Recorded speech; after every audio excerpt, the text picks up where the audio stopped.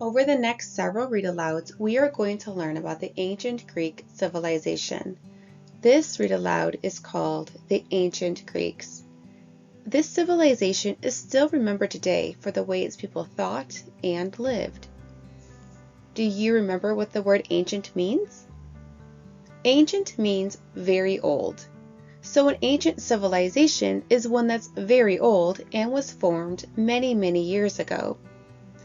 Do you remember what a civilization is? A civilization is a group of people living together in a well-organized way. People in civilizations, they build cities, they have writing systems, they have leaders and laws, they practice religions, grow their own food by farming, and they have different people doing different jobs. Groups of people around the world, the ancient times and modern times, have done these things. There have been, and still are, many civilizations. Do you remember any other ancient civilizations that you have learned about? You may remember learning about the Mesopotamians, the Egyptians, or the Maya, the Aztec, the Inca, and most recently the early Asian civilizations, the Chinese and the Indian. As you listen to the read-alouds about the ancient Greek civilization, you will be learning about their jobs, their city-states, leaders, religion, and also their contributions. As you listen today, I want you to take note about what types of jobs they had in the ancient Greek civilization. The ancient Greek civilization that we will be studying developed after the ancient Chinese civilization. Do you remember where the Chinese civilization was at? That's right, it was on the continent of Asia in yellow. The ancient Greek civilization is a little bit to the west on the continent of Europe. You should see that in red on your map. Greece is located right here in this black circle. This is where the ancient Greek civilization developed. Let's take a look at some vocabulary words in our reading today. The first word is contributions. Things or ideas that are shared and passed down through time because they are considered helpful and good. The next word, independently. This means on your own, free from the control of other people or things. And the last word is rugged, rough or uneven. I want you to listen carefully to find out more about this ancient civilization that developed long ago across the Atlantic Ocean on the continent of Europe. Let's begin. About 2,800 years ago, there lived a civilization of people called the ancient Greeks. Today, we call part of the area where this ancient civilization lived the country of Greece. Long ago, however, the ancient Greeks lived on a much larger area of land. The boundaries of ancient Greece spread widely to the east and west, into many areas bordering on the Black Sea to the north and across hundreds of islands in the Mediterranean and Aegean seas.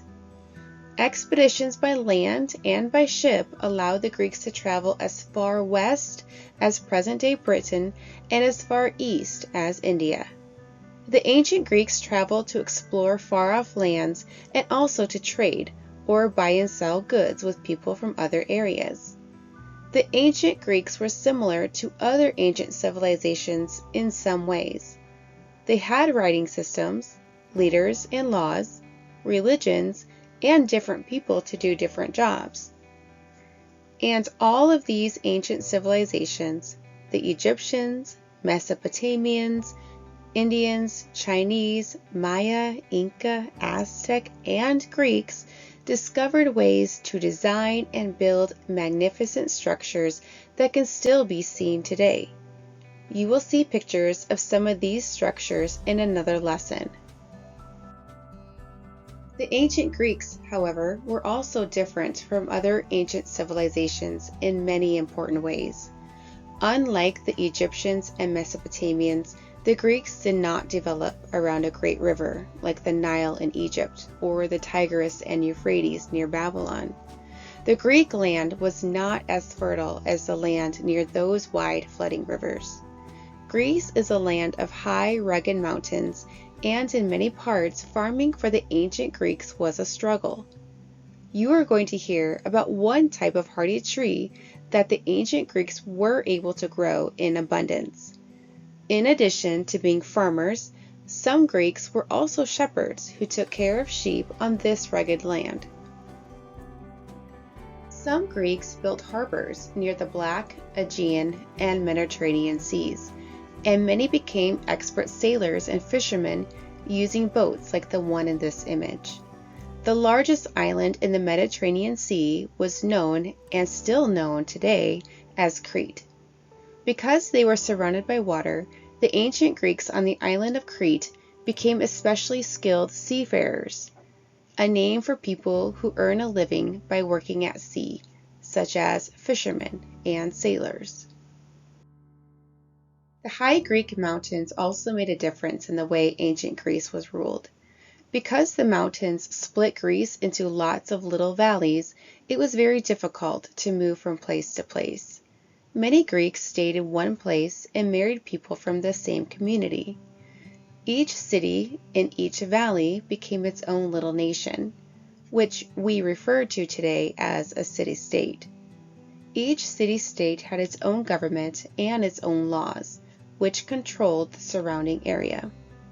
All the Greek city-states shared the same language, although each city-state had different dialects or slightly different ways of speaking the language.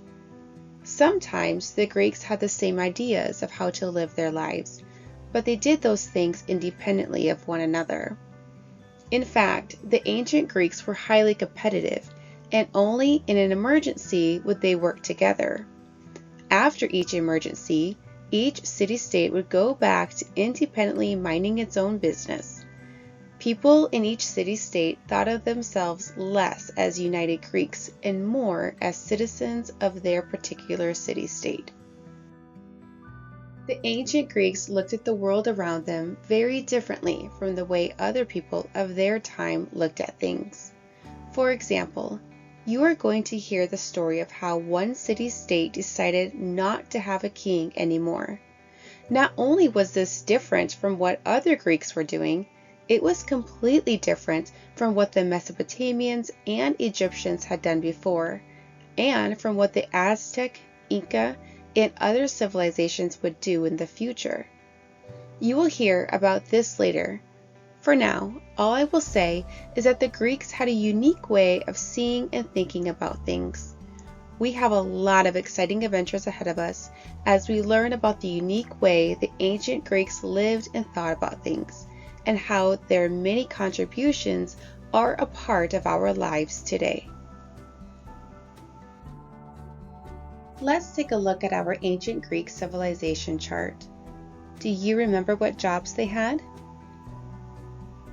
Let's take a look at this picture. This is a picture of olive trees. This is to represent that they were farmers. What do we see in this picture? Here we have a group of sheep. One of the jobs that they had was shepherding. What job was this? The ancient Greeks had seafaring as a job.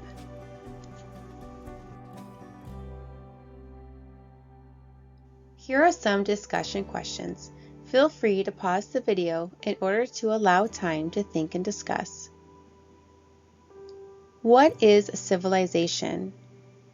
What are some civilizations that you have learned about? What are the names of the 3 seas that formed the boundary of ancient Greece?